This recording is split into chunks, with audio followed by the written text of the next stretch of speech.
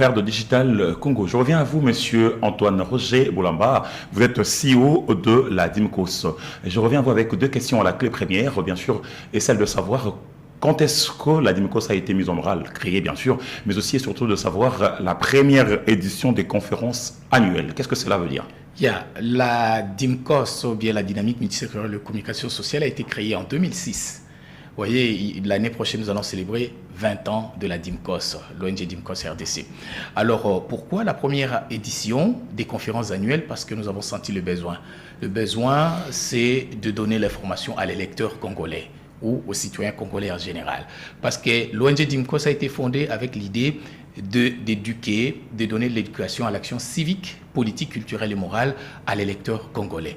Et la thématique centrale que nous avons choisie pour nos conférences annuelles, cette première édition qui est intervenue hier, le 30 août, nous étions à la MONUSCO, comme les gens ont suivi au reportage, c'était pour parler de la question d'améliorer la pratique de l'éducation civique aux droits de l'homme par les médias, parce que nous sommes une dynamique multisectorielle de communication sociale. Qui dit communication sociale dit l'utilisation des médias en général pour la transformation sociale. Alors dites-nous, quel a été le mobile de cette rencontre, sinon de cette conférence? Le mobile a été tout simplement de mettre ensemble autour d'une table les politiques, la société civile, les activistes des droits de l'homme, mais aussi les médias.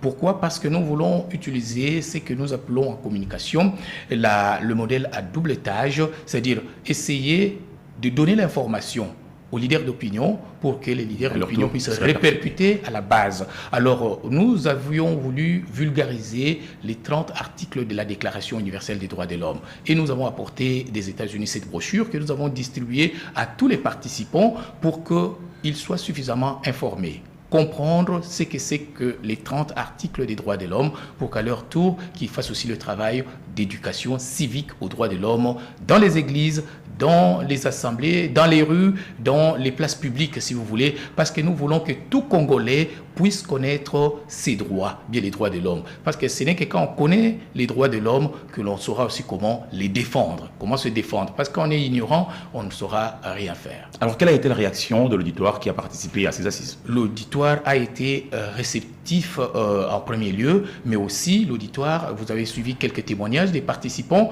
ils ont été contents d'apprendre ce que c'est que l'éducation civique aux droits de l'homme et comment est-ce qu'à leur tour, ils pourraient aussi porter le message à la base. Je vous garde encore dans ce plateau, je crois que la matière